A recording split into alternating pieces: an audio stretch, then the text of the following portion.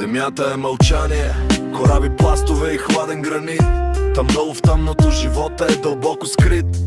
Но ние идваме с машини, с опити, с воля от стомана да излекуваме земята, от сушата да не остане рана. Зъбите влизат в здрава скала, без страх стига лъжи и измамни обещания от знайни и незнайни ушопитни герои. Не спираме пред нищо, дори да е непрогледна мъгла. Чуваме пулса на подземните реки, докато светът спи. За нас умората е нищо, важно е изворът да закипи.